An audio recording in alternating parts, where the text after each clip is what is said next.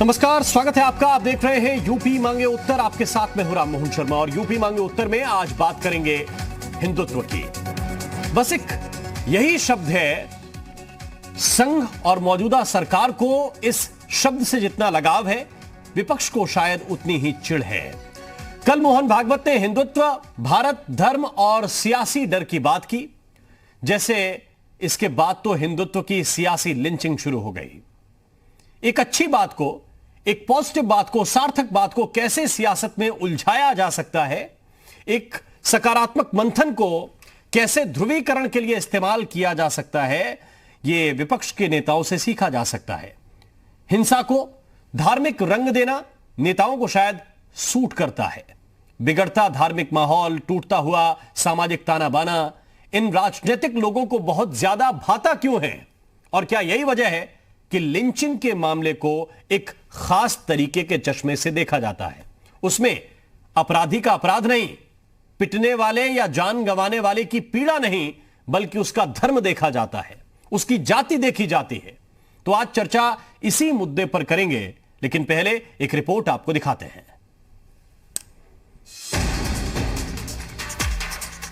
संघ प्रमुख का हिंदुत्व दर्शन। हिंदुस्तान हिंदू राष्ट्र है, गौ माता पूज्य है, लेकिन लिंचिंग करने वाले ये हिंदुत्व के खिलाफ जा रहे हैं। वो आतताई है, कानून के जरिए उनका निपटारा होना चाहिए। विपक्ष का सियासी प्रदर्शन। आरएसएस अगर मानती है कि मुसलमानों का लिंचिंग हो रहा है तो क्यों हो रहा है? करने वालों का क्या ताल्लुक हिंदुत्व की आइडियोलॉजी से है या नहीं? संघ करे एकता की बात। हम समान पूर्वजों के वंशज हैं। अब ये विज्ञान से भी सिद्ध हो चुका है। 40,000 साल पूर्व से हम भारत के सब लोगों का डीएनए, सब लोगों का निरपवाह डीएनए समान है। विपक्ष बिछाए सियासी बिसात। आरएसएस प्रमुख का कल दिया गया ताजा बयान वास्तव में लोगों को न केवल अविश्वसनीय लगता है, बल्कि मुंह में राम बगल में छुरी ही ज्यादा लगता है। चुनावों के करीब आते ही नफरत की सियासत अक्सर आकार लेने लगती है, और अब जब यूपी में चुनाव करीब हैं, तो ओवैसी एक बार फिर मुसलमानों के नाम पर मैदान में है। आरएसएस अगर मानती है कि मुसलमानों का लिंचिंग हो रहा है तो क्यों हो रहा है? करने वालों का क्या ताल्लुक हिंदुत्व की आइडियोलॉजी से है या नहीं? वो भी तब जब संघ प्रमुख मोहन भागवत भारत को एक करने की बात कह रहे हैं। गाजियाबाद में राष्ट्रीय मुस्लिम मंच के कार्यक्रम में भागवत ने कहा कि सभी भारतीयों का डीएनए एक है, चाहे वो किसी धर्म या जाति के हों। उन्होंने ये भी कहा कि लिंचिंग करने वाले हिंदू नहीं हैं। हम समान पूर्वजों के वंशज हैं। अब ये विज्ञान से भी सिद्ध हो चुका है।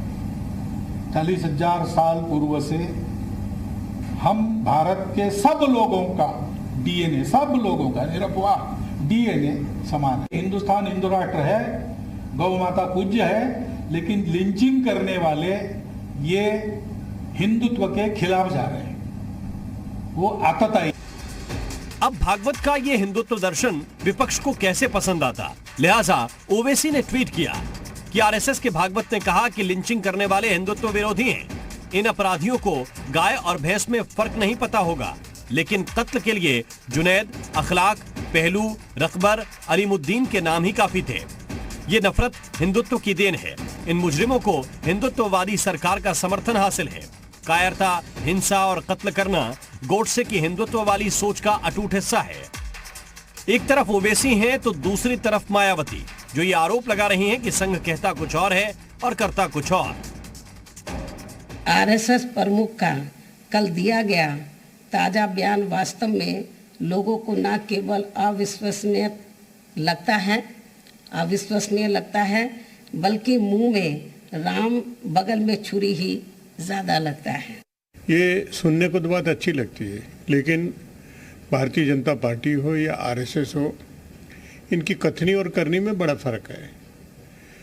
अब जो लिंचिंग करने के दोषी हैं, जो इस तरह का अपराध करने के दोषी हैं उनको तो भारतीय जनता पार्टी के लोग, जो आरएसएस के संगठन के लोग,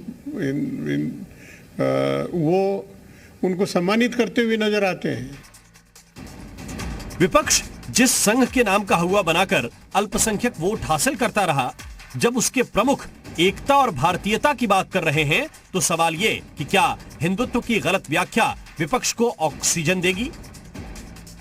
क्या सियासी दल अल्पसंख्यकों को डराकर उनका वोट हासिल करने की रवायत टूटने नहीं देना चाहते? मारपीट और हिंसा के मामलों को धार्मिक एंगल क्यों दिया जाता है? और सवाल यह भी कि जब हम सब भारतीय हैं तो सियासी लोग हमें धर्म के चश्मे से क्यों देख रहे हैं? ब्यूरो रिपोर्ट, जी मीडिया। और आइए चर्चा की शुरुआत करते हैं। एक बहुत खास पैनल इस वक्त हमारे साथ जुड़ा हुआ है। मनीष शुक्ला हमारे साथ हैं, प्रवक्ता हैं भारतीय जनता पार्टी के। मनीष जी, बहुत बहुत स्वागत है आपका।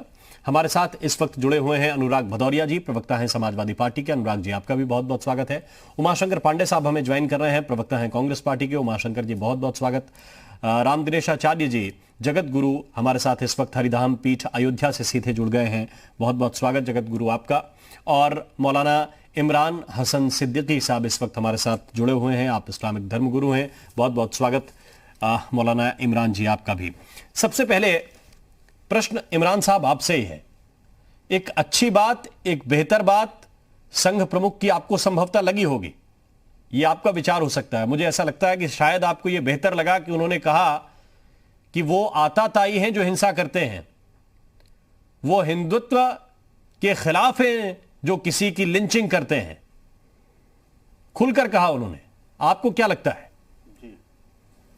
जी देखिए जो भागवत जी ने लफ्ज़ बोले, जो बयान दिया, जाहिर सी बात है उन लफ्ज़ों को हर आदमी सराहेगा कि चलिए कम से कम ये बात ज़बान से निकली। अब खुशी तब होगी जब ये ज़मीन पर पूरी तरह इम्प्लीमेंट हो जाएगी और ये बात ज़मीनी नेताओं तक के भी ये बात पर्कुलेट हो जाएगी। होता क्या है कि आरएसएस की तमाम विंग्स हैं और वो अपने अपने तरीके से इस तरीके की चीज़ें उठाते हैं। लिंचिंग आरएसएस कहती कि मैं नहीं करा रही हूँ, लेकिन उनसे जुड़े हुए जो संगठन हैं वो इसमें बढ़ चढ़ कर बोलते हैं, जहर उगलते हैं और माहौल जो है वो बनाते हैं। तो कहने का मतलब ये है कि आरएसएस को ये बात जो आप भागवत जी ने बोली है, अगर उसको अब वो पूरी तरह मान रहे हैं तो अपने जितने भी विंग्स हैं, जितने भी संगठन हैं, उसमें ये पूरी तरीके से ये कर दें तो इस देश के लिए बहुत बड़ा काम होगा, क्योंकि इस देश का ये सबसे बड़ा संगठन है। भाई जो आरएसएस है इस देश में मौजूदा वक्त में सबसे बड़ा संगठन है और अगर ये मिल के हिंदू मुसलमान को एक कर इस देश की उन्नति के लिए आगे लगाता है तो इस देश के लिए इससे अच्छा क्या हो सकता है। लेकिन जब जमीन पर इसके उलट काम होता है, कहे आप कुछ होते हैं और जमीन पे कुछ और दिख रहा होता है, तो फिर जो है वो एक जो आपकी सही बात को भी लोग आगे फिर विश्वास नहीं करेंगे और वो बहुत बड़ा जो है इस देश के लिए नुकसान है। मनीष शुक्ला जी, जमीन पे कुछ और करते हैं, कहते कुछ और हैं, यह आरोप मायावती भी लगा रही हैं। ये बात असदुद्दीन ओवैसी भी कुछ 4-5 नाम पर्टिकुलर जो उन्हें सूट करते हैं वो गिनाकर आपसे पूछ रहे हैं। देखिए राम मोहन जी, पूज्य मोहन भागवत जी ने जब ये बातें कही तो उन्होंने 2-3 चीजें कही। एक तो उन्होंने कहा कि एक विशेष क्षेत्र में रहने वाले प्रत्येक व्यक्ति, चाहे वो किसी भी मत का हो, किसी भी संप्रदाय का हो, 40,000 सालों से एक साथ रह रहा है, सबका डीएनए एक है। उनका साफ कहना था कि पूजा पद्धति तो अलग हो सकती है लेकिन पूर्वज नहीं बदल सकते हैं। तीसरी बात उन्होंने कही कि ये बात कि जो लोग लिंचिंग करते हैं वो हिंदुत्व के खिलाफ है, ये मैं नहीं कह रहा हूं, बल्कि ये राष्ट्रीय स्वयंसेवक संघ की विचारधारा आइडियोलॉजी है। यानी राष्ट्रीय स्वयंसेवक संघ का पूरा विकास जो हुआ है जिस आइडियोलॉजी पे, उसके मूल में है ये कि और अगर आप हिंदू धर्म का विश्लेषण करेंगे तो हमको लगता है कि आपको खुद पता चल जाएगा कि ये जो जीवन जीने की पद्धति है इसमें तो लोकतंत्र है। जो आधुनिक लोकतंत्र है वो हिंदू धर्म में पुरातन समय से है कि सबको अपने प्रकार से जीवन जीने की स्वतंत्रता, यही तो है, यही तो लोकतंत्र भी है। तो उन्होंने इसको कहा कि आइडियोलॉजी में हमारे है। मैं पहली बार नहीं कह रहा हूं, या मैं ही नहीं कह रहा हूं, मेरा अपना विचार नहीं है, संघ का विचार है। और दूसरी बात ये कहना कि अन्य लोग क्या कर रहे हैं, देखिए लिंचिंग का मतलब है कि उनका ये कहना है कि लिंचिंग शब्द यानी भीड़ तंत्र के सहारे कोई भी दुर्घटना या घटना को अंजाम देना गलत है। अब उसका अर्थ क्या निकाला असदुद्दीन ने? अखलाक, ये वो अखलाक की घटना कब हुई थी उत्तर प्रदेश में? किसकी सरकार थी? अनुराग भदौरिया जी की सरकार थी, अखिलेश यादव जी की सरकार थी। क्यों कानून व्यवस्था की इतनी खराब स्थिति थी? मुजफ्फरनगर में क्या हुआ? वो भी लिंचिंग थी। और देश की सबसे बड़ी लिंचिंग कब हुई? जब सिखों का कत्लेआम हुआ। और ये सारी लिंचिंग गलत है और इसकी भर्त्सना होनी चाहिए और सबको जिसकी जब जिम्मेदारी उसको स्वीकार करना चाहिए। ठीक है, तो ये इसे कानून व्यवस्था से जोड़कर देखा जाए, आप ये कह रहे हैं, ये मोहन भागवत कह रहे हैं कि जहां कानून व्यवस्था का प्रश्न है वहां पर धार्मिक एंगल लेकर क्यों आखिर अल्पसंख्यकों को डराया जाता है? अनुराग भदौरिया जी, क्या एक डर राजनीतिक दलों को सूट करता है कि वो एक डर पैदा करके रखें समाज विशेष में? देखिए, एक चीज मान के चलिए कि जब से भारतीय जनता पार्टी आई है इस देश के अंदर में, सभी जानते हैं कि mob lynching Bharatiya Janata party की सरकार में बढ़ी है और लगातार बढ़ी है लिंचिंग यहाँ पे, और लिंचिंग ने रिकॉर्ड तोड़े हैं। एक बात। दूसरी बात, भारतीय जनता पार्टी का मतलब तो कोई लेना देना होता नहीं है। विकास की राजनीति अगर कोई करता है समाज के अंदर में तो समाजवादी पार्टी करती है, और हम डंके की चोट पे बोलते हैं। आज से नहीं, आपके डिबेट में ना जाने कितनी बार हम काम गिना चुके होंगे, ना जाने कितनी बार हमने विकास की राजनीति की होगी, लेकिन भारतीय जनता पार्टी जाति धर्म की राजनीति के अलावा करती नहीं है। उत्तर प्रदेश के मुख्यमंत्री आदित्य योगीनाथ जी, इन्होंने बोला था ना कि आपको भी याद होगा, इन्होंने बोला अली और बजरंग बली भाई एक संवैधानिक पद नहीं देना चाहिए। इनके निरंजन ज्योति जो इनकी साध्वी, उन्होंने क्या बोला था? हरामजादे, रामजादे, जो भगवान को नहीं मानते हो रामजादे हैं, जो भी है उन्होंने जो बोला। साक्षी महाराज ने क्या बोला? ये लोग की जो नेता है हमेशा इतना बोलते रहते हैं। मैं तो बोलूंगा आरएसएस प्रमुख को, मोहन भागवत जी को, कि आप भारतीय जनता पार्टी के नेताओं को बुलाओ और इनको बताओ कि आप जाति धर्म की छोड़ो, हिंदुस्तान को आगे बढ़ाना है तो विकास की राजनीति करनी पड़ेगी, जो आप करते नहीं हो। चुनाव आते ही फिर जाति धर्म की राजनीति में लग जाते हो। और उनसे एक बात और बोलूंगा कि कम से कम दलितों का भी सम्मान करना सीखिए। कभी आरएसएस प्रमुख दलित भी बनाइए। आप दलितों के साथ भी अन्याय कर रहे हो। वो सब डीएनए जब एक ही है तो फिर दलित को आपने क्यों इतना उनको पीछे रखा? क्यों मौका उनको नहीं देते? उनको भी मौका दीजिए ना, दलित को भी मौका दीजिए। दलित के साथ इतना उसको इतनी दूरी क्यों है? और दूसरी बात मैं बोलना चाहता हूं कि भारतीय जनता पार्टी कम से कम इतना तो समझ जाए कि आपके इस जो धर्म और जाति की राजनीति से हिंदुस्तान कितना पीछे चला गया। एक हिंदुस्तान जहां जिसकी जीडीपी 7 से 8% होती थी, अब -7% पे। जो बांग्लादेश हमसे पीछे हुआ करता था, पड़ोसी देश हमारे पीछे पीछे चलते थे, वो हमसे आगे आगे चलने लगे। वो हमसे 20 गुना पीछे रहते थे, आज हमसे 25 गुना आगे हो गए।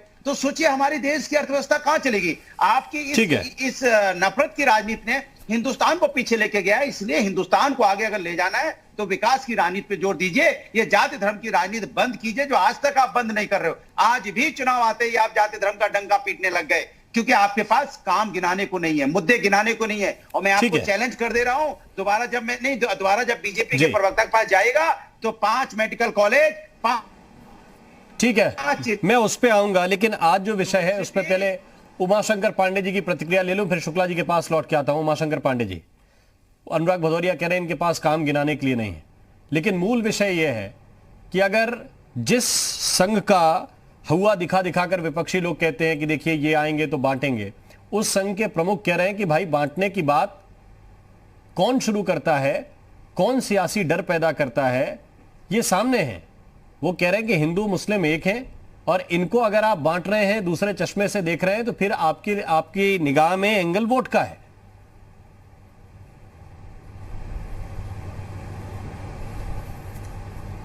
देखिए, जिस बात को कांग्रेस पार्टी दशकों से कहती रही है और उसे जीती रही है और उसी के अनुसार भारत का संविधान बनाया, सबको सभी जाति को, धर्म को समान अधिकार देने का काम संविधान में कांग्रेस पार्टी ने किया।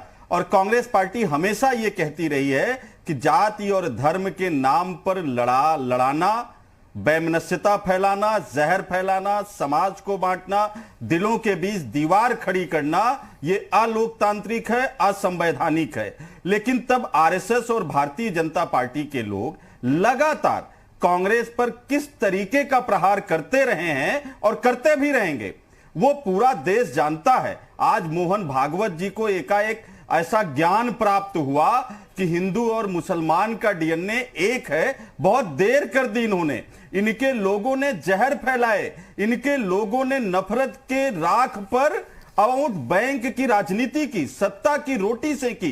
कितने दंगे हुए, हिंदू या मुस्लिम, कितने लोग मारे गए।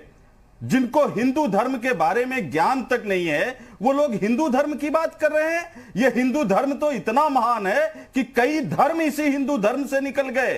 बौद्ध धर्म निकला, जैन धर्म निकला, सिख धर्म निकला। ये इतना महान धर्म है, इतना सहिष्णु धर्म है। और गीता में क्या लिखा है? ओम पूर्णमदः पूर्णमिदं पूर्णात् पूर्णमुदच्यते पूर्णस्य पूर्णमादाय पूर्णमेवावशिष्यते। अगर आरएसएस और भारतीय जनता पार्टी के लोग जनसंघ के काल से, हिंदू महासभा के काल से इस हिंदू धर्म को जरा भी समझा होता, आत्मसात किया होता, तो ये नफरत की राजनीति कभी नहीं करते।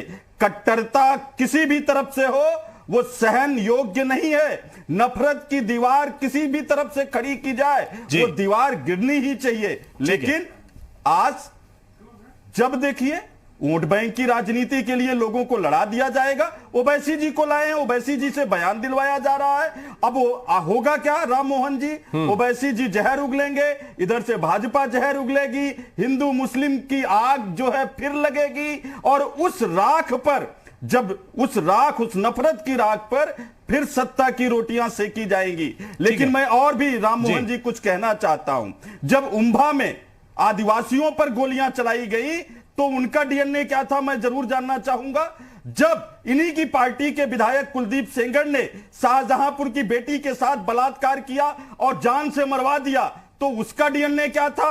जब चिन्मयानंद ने एक बेटी के साथ जो किया, मसला सिर्फ अब मसला इतना है उस बेटी का डीएनए कि आप फिर वही मिक्स कर रहे हैं जिसकी डेड बॉडी को जला दिया गया बगैर मिक्स करने से रोका जाता है। ये पॉलिटिकल पार्टियों को सूट करता है सर। मैंने शुरू में कहा, राम मोहन जी सुन लीजिए, ये मैंने शुरू में कहा, दलितों को मारा गया, किसी अपराध को किसी धर्म से जोड़ देना। अभी आजमगढ़ में, तो आप आजमगढ़ में क्या नहीं, हुआ? फिर यही सवाल जब आपसे पूछा जाता है 100 से ज्यादा दलितों के ऊपर कि जो महाराष्ट्र में पालघर में संतों के साथ हुआ वो क्या है? वो अपराध है, बिहार में भी ये वो अपराध है, चुनाव लड़ने की धार्मिक अपराध है। डीएनए की बात कर रहे हैं। यही समस्या है ना। आप जब क्राइम को, आप जब अपराध को रखना चाहिए, जो धर्म से जोड़ देंगे तो वो राजनीतिक दलों को तो सूट करेगा। जब आप अपराध को जाति से जोड़ देंगे तो वो राजनीतिक दलों को तो सूट करेगा, लेकिन समाज को सूट नहीं करेगा। उनके लिए नुकसान की बात है। राम दिनेश आचार्य जी, इस डर के पीछे कौन है, कौन पैदा करता है? चाहे वो पालघर में संतों की पीट पीट कर हत्या हो या किसी मुस्लिम की लिंचिंग करके हत्या हो जाए।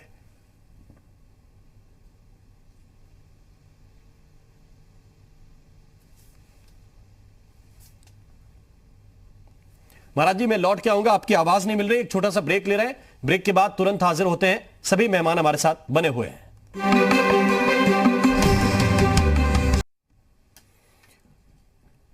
ब्रेक के बाद स्वागत है आपका, और चर्चा इसी बात को लेकर कर रहे हैं कि आखिर जब भाईचारे की बात संघ की तरफ से की जा रही है तो क्यों नहीं इस बात को और आगे बढ़ाने की कोशिश की जाती है, बजाय इस बात के कि इसमें मीन मेख निकाली जाए।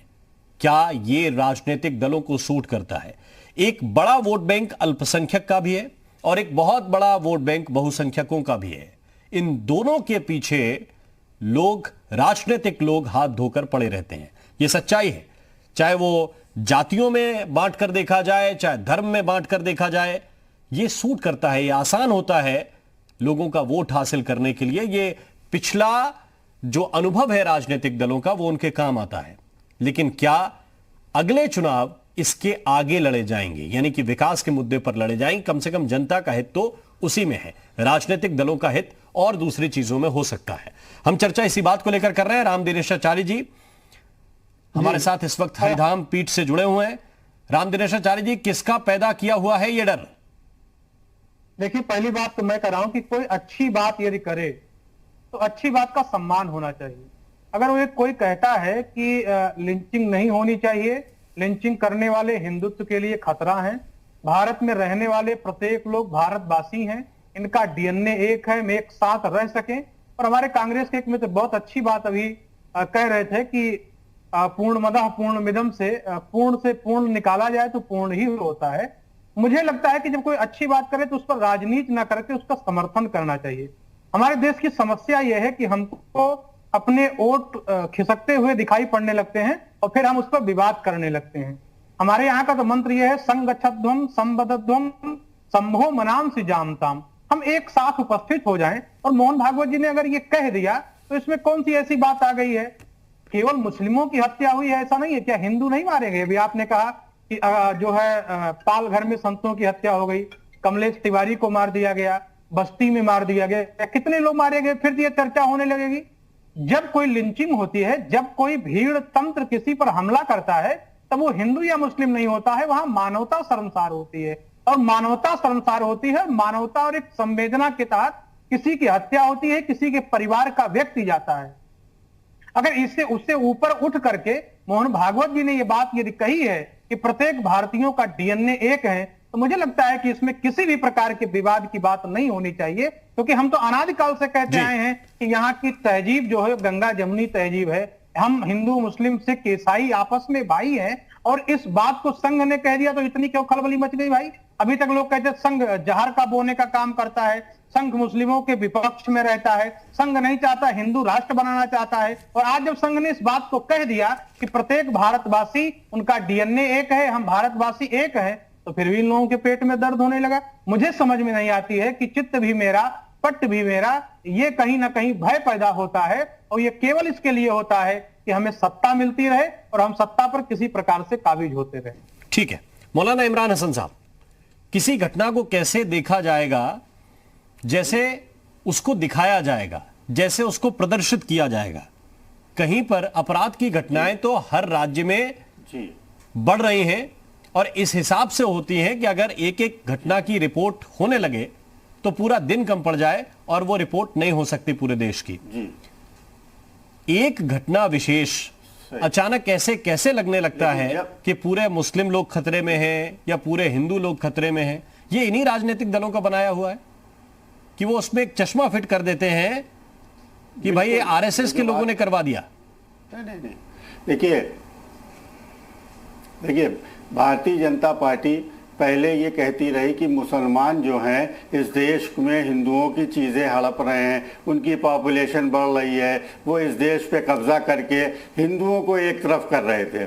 उसी तरीके से दूसरे पॉलिटिकल पार्टी दूसरी चीज़ कह रही है। तो हमारा ये कहने का मतलब है, जो आज मोहन भागवत जी ने कहा कि भाई सब एक हैं, हिंदू मुस्लिम एक हैं, डीएनए एक है, उसका हम स्वागत करते हैं और सबको स्वागत करना चाहिए। और मोहन भागवत जी को ये अपनी बात से बात ना रह जाए, उसको अमली जामा भी पहना देना चाहिए कि जब क्राइम हो रहा है किसी के साथ भी हो, वहाँ साधुओं के साथ हुआ, यहाँ किसी मुसलमान के साथ हुआ या दलित के साथ हुआ या किसी सिख के साथ हुआ, तो वो हिंदुस्तानी के साथ हो रहा है ना क्राइम।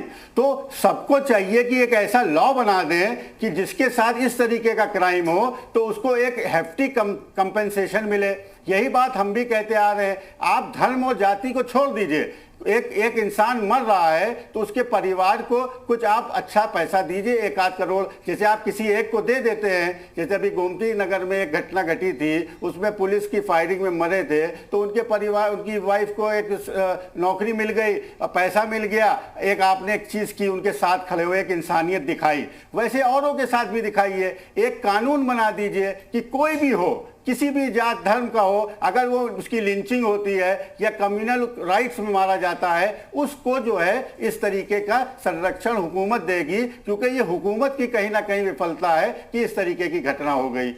पहली चीज। दूसरी चीज, अगर ऐसा हो जाता है तो हम मोहन भागवत जी का स्वागत करते हैं कि भाई ये अमली जामा हो गया, अमली जामा पहन गया, क्योंकि इस वक्त वो पावर में है। इस वक्त वो अगर कोई बात कहते हैं तो हुकूमत भी सुनती है, सब सुनते हैं, मीडिया सुनती है, तमाम जनता सुन रही है। तो अगर ऐसी ये बात किसी ऐसे शख्सियत के ज़बान से निकल रही है और जिसकी कभी कुछ और बातों ने इस देश में बहुत सारा उत्पात फैला, वो अगर अब अच्छी बात कह रहा है तो उसका समर्थन करना चाहिए, उसका जो है वो करना चाहिए, ताकि इसको वो अमली जामा पहनाए। अगर अमली जामा नहीं पहनाते हैं तो फिर ये हमेशा के लिए इनकी क्रेडिबिलिटी खोएगी। आप जो है फिर की कुछ बात कह रहे हैं वो हो नहीं रहा है, तो हम उनको एक मौका देना चाहते हैं कि वो इसी बात को अमली जामा पहना दें, इसी हुकूमत में एक ऑर्डिनेंस पास करवा दें कि जो भी मरेगा उसको जो है सरकार जो है उसको मुआवजा देगी, वो चाहे किसी भी धर्म और जाति का हो, किसी भी मजहब का हो।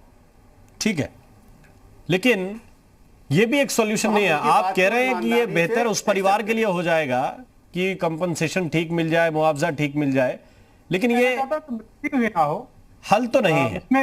बिल्कुल मरने की कोई बात ही ना हो कि को मरे ही क्यों कोई। ठीक है, हमारे साथ आरएसएस जी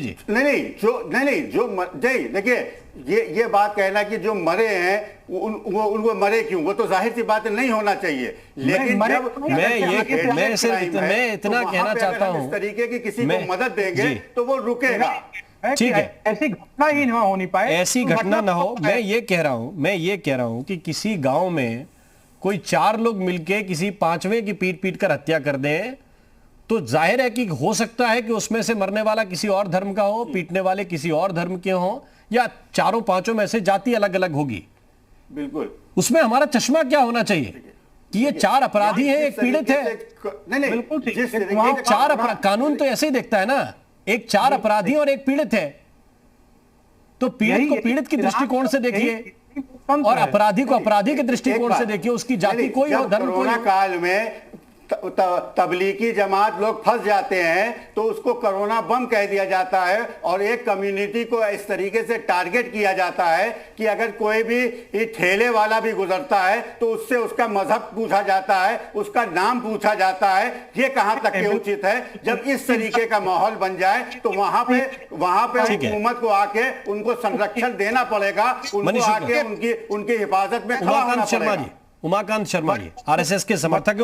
उमाकांत शर्मा जी, जो माहौल की बात, माहौल बनाना हुकूमत की जिम्मेदारी है, जो अच्छा माहौल बनाना सरकार की जिम्मेदारी है। मोहन जी का धन्यवाद देना चाहता हूं कि इतना बढ़िया उन्होंने विश्लेषण किया है कि उसके आगे कुछ कहने को बचता नहीं है पूजनीय भागवत जी के कथन का।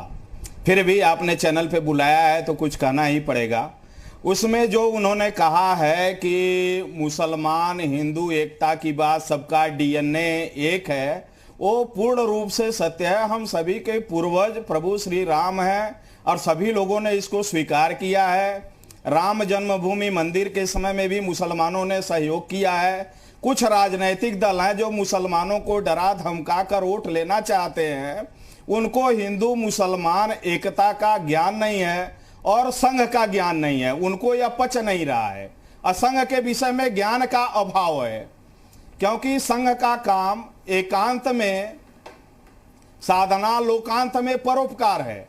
उसका किसी दल से, किसी दल का फायदा हो रहा है, नुकसान हो रहा है, इससे लेना देना नहीं है संघ का। संघ का काम है समाज का हित किस में निहित है, समाज हमारा कैसे सुरक्षित है, हमारा भारत में कैसे भाईचारा बढ़े, भारत कैसे महत्तम ऊंचाई पर चढ़े, वहां अमन चैन कैसे कायम हो, हमारे न हिंदू भाई के हृदय में भय हो, न मुसलमान भाई के हृदय में भय हो, यह हमारे परम पूजनीय मोहन भागवत जी ने कहा है। इस दिशा में मार्गदर्शन और दिशा निर्देशन दिया है। इस पे कहीं से सभी राजनीतिक दलों को, वो चाहे जो हो, मैं उन सभी को एक होकर इसका सम्मान करना चाहिए और इसके अनुपालन में लगना चाहिए। कैसे भी हो, ये परम ही स्वागत योग्य यह कथन है और इसकी जितनी प्रशंसा की जाए वह कम है। इसमें निहित स्वार्थों को, राजनीतिक स्वार्थों को और जितने भी आने वाले आगामी चुनाव हैं उसको उसके दृष्टिकोण से कतई नहीं देखा जाना चाहिए। ठीक है, मनीष शुक्ला जी, अनुराग भदौरिया भी बहुत सी बातें कह रहे थे जी, पांडे जी ने भी बहुत सारे सवाल उठाए हैं आपकी पार्टी को लेकर, आरएसएस को लेकर, जवाब दीजिए। देखिए राम मोहन जी, पूजनीय संचालक जी ने जो विषय रखा, उसके बाद जो पॉलिटिकल व्यक्ति, ओवैसी जी हो या मायावती जी हो या दिग्विजय सिंह हो या आपके चैनल पर जो पॉलिटिकल व्यक्ति हैं, उनकी बौखलाहट ये स्पष्ट करती है कि जो 70 साल से इस देश में खेल चल रहा था कि मुसलमानों को बैंक बनाओ, उनको डरा के रखो, आज उनको लगता है कि उस पर ग्रहण लगने वाला है। उनके बयान को अगर आप देख लीजिए, अभी एक एक करके मैं दोनों लोग को जवाब दे दूं।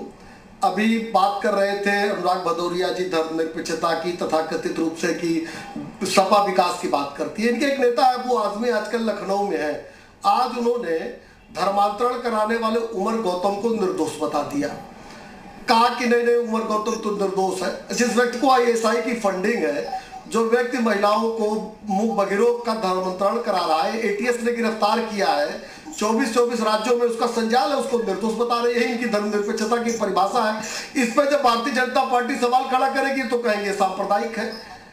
अभी वो हॉस्पिटल्स के नाम पूछ रहे थे, नोट करिए अगर कलम कागज हो। अरे अनुराग जी, एटा, फतेहपुर, गाजीपुर, हरदोई, जौनपुर, प्रतापगढ़, मिर्जापुर समेत 9 जिलों में जो मेडिकल कॉलेज बन रहे हैं, इसी जुलाई माह में का लोकार्पण उनका हो जाएगा। 450 से अधिक संकाय सदस्यों की नियुक्ति की प्रक्रिया चल रही है। लेकिन मेरा भी एक सवाल है कि 2016-17 में अंतिम साल की अगर बात करें तो कितना गेहूं और धान की खरीद आपने की थी? गन्ना किसानों को कितना भुगतान किया था? हम बता दें, आपने 7.9 लाख मीट्रिक टन खरीदा, हमने 58 लाख मीट्रिक टन गेहूं खरीदा, 140 लाख करोड़ गन्ना किसानों का भुगतान किया। तो ये जो आपने 2012 से 17 के बीच सरकार चलाई, उसके आधार पे उस 2017-19 में आपने वोट मांगा, जनता ने आपकी पोल खोल दी है। और जो कांग्रेस के साथी हैं वो इतनी जोर से नाराज हो रहे थे इस विषय पे कि वो कांग्रेस की आइडियोलॉजी है। कांग्रेस की आइडियोलॉजी हम बता दें क्या थी। पंजाब में जो आतंकवाद था कांग्रेस की आइडियोलॉजी थी, कश्मीर जम्मू में जो हुआ कांग्रेस की आइडियोलॉजी थी, 84 में जो सिख नरसंहार हुआ वो कांग्रेस की आइडियोलॉजी थी। उम्बा का जिक्र किया, उम्बा में जमीनों का कब्जा किसने किया था? कांग्रेसियों ने किया था। उसके बाद जो जांच कराई गई, अभी कल ही परसों ही इनके नेता राजेश पति और लोकेश पति पे FIR दर्ज हुई है। सैकड़ों एकड़ जमीन आदिवासियों की कब्जा कर ली गई। इसी तरह की घटना में उम्बा में वो नरसंहार हुआ था। जिनके हाथ खून से रंगे हो वो इतना हल्ला शोर नहीं बचाते हैं पांडे जी। ठीक है, अनुराग भदौरिया जी पहले आप देखिए, बड़ी मजेदार बात है। मैंने पूछा था 5 मेडिकल कॉलेज, 5 यूनिवर्सिटी का नाम बता देना। यूनिवर्सिटी का नाम तो खैर नहीं बता पाए, और मेडिकल कॉलेज जिसका नाम बता रहे हैं वो मेडिकल कॉलेज समाजवादियों की सरकार में चालू हुए और वो अभी तक कंप्लीट नहीं हो पाए, ना ये कर पाएंगे। और मैं चैलेंज के साथ बोलता हूं इनके बस का नहीं। ये 2 बात। एक बात, भारतीय जनता पार्टी 17 में आपकी एक्सपोज हो गई, 19 में एक्सपोज हो गई, इसलिए मैं नहीं चाहता एक एक करके बोलेंगे तो मैं मनीष जी एक मिनट नहीं आप रोकिए वरना मैं उठ जाऊंगा। बात है, मैं नहीं, आप बताइए, स्क्रीन से हटाइए, अगर नहीं हटा पाएंगे तो मैं हट जाऊंगा। सीधी सी बात है, मैं हट जाता हूँ। ठीक है, आप बीजेपी की बैटिंग करवाइए, जितना करवाना चाहते हैं। आप जी न्यूज को धमकी दीजिए ना, जी यूपी उत्तर प्रदेश को धमकी दीजिए, हटने उठवाने के लिए। बोलूंगा ही नहीं। आप बताओ ना, धान कितना खरीदा आपने? ठीक है, अनुराग भदौरिया जी, आपके पास है नहीं जवाब। आपने अस्पतालों के नाम पूछे, उन्होंने अस्पतालों के जिले बता दिए। राम मोहन जी, इनके बीच में नहीं बोला। ठीक है मनीष शुक्ला जी, एक एक करके नहीं बोला, मैं नहीं करना। एक एक करके मनीष शुक्ला जी, आपने बात रख दी, आपने आंकड़े भी बता दिए। मनीष शुक्ला जी, आपने आंकड़े बता दिए कि कितना धान कितना गेहूं खरीदा, आपने आंकड़े बता दिए। अब मैं उनसे जवाब ले लूं। अनुराग भदौरिया जी, आपने अस्पतालों के नाम पूछे, उन्होंने मेडिकल कॉलेज के जिले गिना दिए। मैं गिना दूं जी? मैंने इनसे पूछा था कि आप 5 मेडिकल कॉलेज या हॉस्पिटल या 5 आप यूनिवर्सिटी का नाम बताइए जो आपने बनाए हुए, चालू किए हुए हैं। 4.5 साल गुजर गए, एक यूनिवर्सिटी नहीं बनाई जो इन्होंने 10 यूनिवर्सिटी की बात की थी। मेडिकल कॉलेज हमने पूछा था, बता देना मेडिकल कॉलेज हॉस्पिटल को भी फर्जी बता रहे हैं। इनसे मैंने पूछा था आप रोड बता दो, तो रोड नहीं बता पाया। आप छोड़िए, आप डिबेट नहीं करवाना चाहते, आप डिबेट नहीं करवाना चाहते, बता दीजिए, मैं चुप हो जाता हूं। मनीष शुक्ला जी, एक मिनट रुक जाइए मनीष शुक्ला जी। अरे आप उनकी आवाज एक मिनट रुक जाइए मनीष शुक्ला जी। ये बताइए ना, भाग नहीं पाओगे अनुराग भदौरिया, आप बताइए। अरे आप अब आप ठीक है सपोर्ट करेगी तो कौन भाग जाएगा? आप बोलने नहीं दे रहे राम मोहन जी। आप एक सेकेंड रुक जाइए मनीष शुक्ला जी, आपकी बात हो गई, आपने मेडिकल कॉलेज के जिले गिना दिए, जनता ने सुन लिए, अब अनुराग भदौरिया जी की बात सुन लूं, फिर आपकी बात दोबारा सुन लूंगा।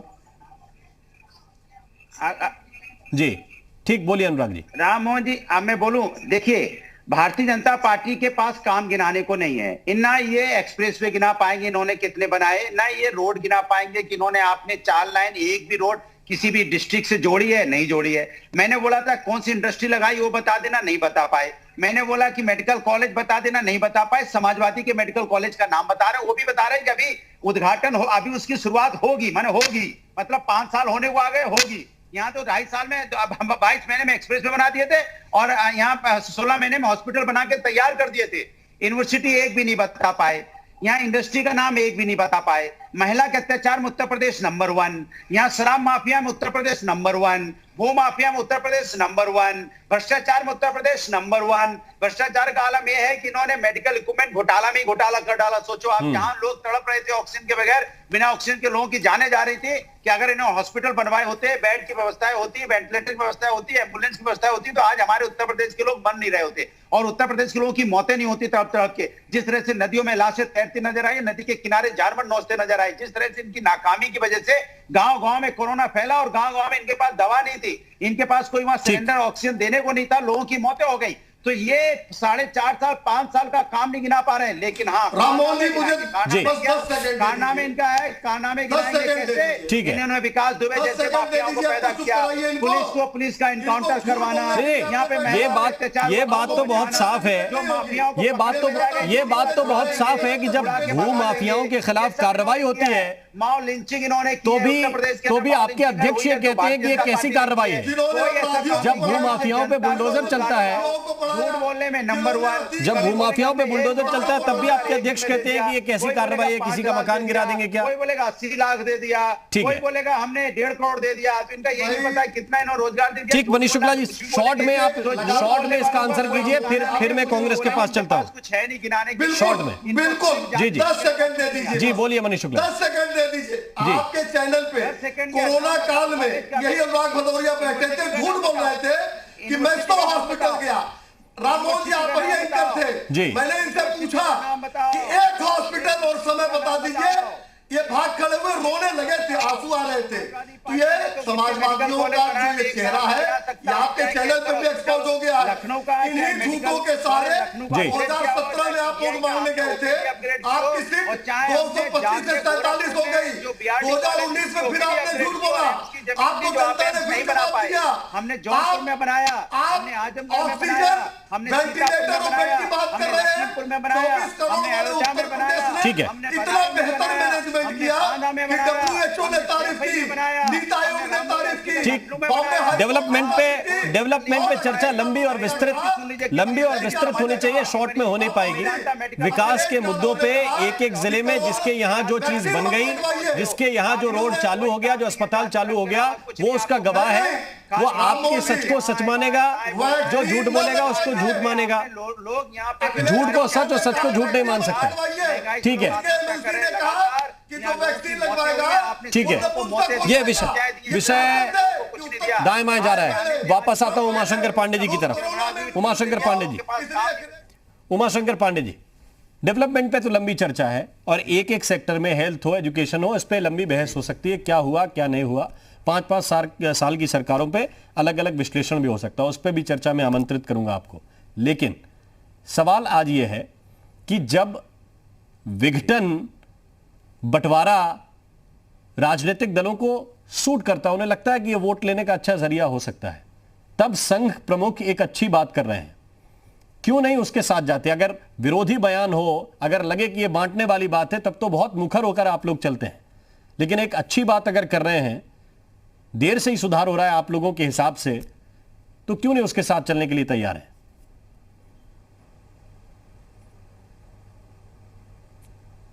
राममोहन जी, शायद आपने मेरा बयान सुना नहीं। हम तो कह रहे थे कि कांग्रेस पार्टी सदियों से, जब से स्थापना कांग्रेस की हुई है, कांग्रेस की यही आइडियोलॉजी है, जोड़ने की आइडियोलॉजी है। हमने संविधान भी ऐसा ही बनाया कि एकता में अखंडता की बात संविधान में हमने शामिल किया। हमने सबको, चाहे वो हिंदू है, मुस्लिम है, सिख है, ईसाई, सबको समान अधिकार दिया, क्योंकि मानवता का डीएनए एक होता है राम मोहन शर्मा जी। हमने उसमें विभेद नहीं किया। विभेद किसने किया? उनसे प्रश्न पूछिए कि 1925 से लेके आज तक जो लोगों के दिलों के बीच धर्म के नाम पर जहर फैलाया, जिससे दंगे हुए, हजारों हजार लोग मारे गए, क्या हिंदू क्या मुस्लिम, दंगों में कोई जाति देख के या धर्म देखकर या नाम पूछ के नहीं मारा जाता है, लोग मारे गए।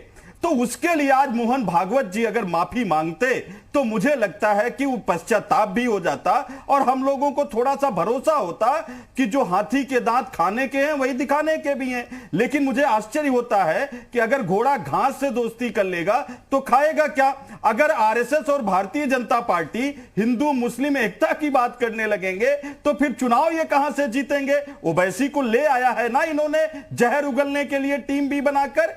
और चर्चा लोक संकल्प पत्र पर ना हो भारतीय जनता पार्टी के, चर्चा महंगाई पर ना हो, जहां पेट्रोल डीजल 100 के पार हो गए हैं, जहां पर खाने का तेल की कीमत 200 प्रति लीटर से ज्यादा हो गया है, बेरोजगारी पिछले 48 सालों में सबसे ज्यादा ऐतिहासिक रिकॉर्ड स्तर पर पहुंच गया है, कानून की एक आखिरी छोटा सा उत्तर देंगे आप कि क्या विवेक तिवारी, क्या लखनऊ में और जयपुर में पेट्रोल के रेट क्या है, हत्या क्या, संजीत यादव की हत्या क्या, उन्नाव में हत्या, ये एक छोटा सा उत्तर दे दीजिए। हम लोगों ने महंगाई की आपने जिक्र कर दिया, चर्चा ना हो लखनऊ में ऐसे तमाम जी और जयपुर में पेट्रोल के रेट क्या है आज? जी है अंदाजा आपको? ये राम मोहन जी आपका प्रश्न कितना हास्यास्पद है। जब मनमोहन सिंह जी प्रधानमंत्री थे तो प्रश्न मनमोहन सिंह जी से होता है। आज आप राजस्थान सरकार की बात करते हैं। मैं तो सिर्फ इतना कह रहा हूं, राजस्थान का प्रधानमंत्री, मैं तो सिर्फ इतनी सी बात कह रहा हूं, मोदी वहां के प्रधानमंत्री आपके मन में नहीं मुझे सिर्फ आलोचना है। नहीं मैं भी इतनी ही बात कर रहा हूं। वो जनता के लिए जो आपका दिल द्रवित होता है। मैं इंग्लिश में पूछ लेता हूं, क्या पता हिंदी ना आती हो आपको? जो प्रदर्शन, who is the prime minister of Rajasthan? Rajasthan भाई साहब हिंदी के चैनल पे बैठे हैं, कम से कम हिंदी का तो सम्मान कीजिए। छत्तीसगढ़ हिंदी के चैनल पे बैठे हैं, कम से कम हिंदी का तो सम्मान कीजिए। मुझे लगा 1 घंटे से आपसे चर्चा कर रहा हूं हिंदी में। मैं आपसे भाषा मूल हमारी हिंदी है। उत्तर प्रदेश में हम रहते हैं, हमारी बेल्ट हिंदी, कम से कम उसमें बात कीजिए। मुझे सिर्फ इतनी बात कह रहा हूं कि अगर आपका दिल द्रवित होता है तो अपने राज्य में थोड़ा सा तो टैक्स घटा सकते हैं। प्रधानमंत्री की आलोचना तो कीजिए। महंगाई बढ़ रही है और महंगाई जिस भी शासन काल में बढ़ेगी उससे जनता सवाल पूछेगी। उन्हें यह नहीं बताना कि प्रधानमंत्री कौन है। मैं तो सिर्फ इतनी सी बात कह रहा हूं कि अगर उत्तर प्रदेश में 95 में 1 लीटर मिलता है से पूछ लीजिए तो 100 के ऊपर रेट राजस्थान में क्यों है? 2014 क्यों? क्योंकि आपको टैक्स चाहिए। के लिए मनमोहन सिंह जी जिम्मेदार थे। मैं तो पूछ रहा हूं, जिम्मेदार थी। एक ही देश है, एक ही प्रधानमंत्री है, 2 मुख्यमंत्री हो गए। एक तरफ उत्तर प्रदेश में बीजेपी के, दूसरी तरफ आपके कांग्रेस के। तो इसका जवाब नहीं देंगे कि हम टैक्स नहीं घटा सकते क्योंकि हमारी जरूरतें हैं। आज महंगाई, क्योंकि दूसरा राज्य टैक्स घटा दे या उनकी जरूरतें हैं, ये नहीं चलेगा सर। प्रधानमंत्री सवाल पूरा देश पूछे, सारे राज्य पूछे, लेकिन जो जिम्मेदारी आपकी है वो भी तो निभाइए। अगर आप कह दें कि हम अपने राज्य में 90 का पेट्रोल देंगे, आपका भी तो 35 रुपए का टैक्स है, आपका भी तो 35 रुपए का टैक्स है। अगर आप कह दें कि हम अपने राज्य में 15 रुपए घटा के एक इतिहास लिखना चाहते हैं तो आपको सवाल पूछने का पूरा हक है। प्रधानमंत्री नरेंद्र मोदी जिम्मेदार अगर नहीं है तो मनमोहन सिंह जी जिम्मेदार कैसे थे? सारे लोग जिम्मेदार हैं भाई। हमने कब कहा नहीं है? हमने कब कहा नहीं है? मैंने तो इतनी सी बात कही कि प्रधानमंत्री नरेंद्र मोदी अगर महंगाई के लिए जिम्मेदार हैं, अगर महंगाई के लिए जिम्मेदार हैं तो उत्तर प्रदेश में 95 का तेल जयपुर में 103 का क्यों मिलता है? सेंट्रल गवर्नमेंट बता दीजिए ना। आज पेट्रोल पर अगर महंगाई के लिए प्रधानमंत्री नरेंद्र मोदी जिम्मेदार है तो अशोक गहलोत क्यों नहीं है जिम्मेदार? बताइए। अगर देश में तेल, पेट्रोल अगर लखनऊ में 95 का मिलता है उसी प्रधानमंत्री के होते हुए, तो जयपुर में 103 क्यों नहीं? 3 पे क्यों देते हो? 104 में क्यों देते हो जनता को? और फिर भाषण भी देते हो। संसद भवन पर मसला इतना है कि टैक्स हमें चाहिए सरकार चलाने के लिए, और दूसरी सरकार अगर टैक्स ले तो फिर सवाल है बहुत बहुत शुक्रिया, बहुत बहुत धन्यवाद आप सभी मेहमानों का हमारे साथ इस चर्चा में जुड़ने के लिए। बात इतनी सी है कि सहिष्णुता, भाईचारा, नैतिकता, ये सारी चीजें कहने में अच्छी लगती हैं, करने में कठिन हो जाती हैं। तो क्या ये बात जो मोहन भागवत ने कही है ये सारे लोग समझेंगे, करेंगे, या फिर राजनीतिक हित आगे आ जाएंगे? यूपी मांगे उत्तर में अभी के लिए बस इतना ही। नमस्कार।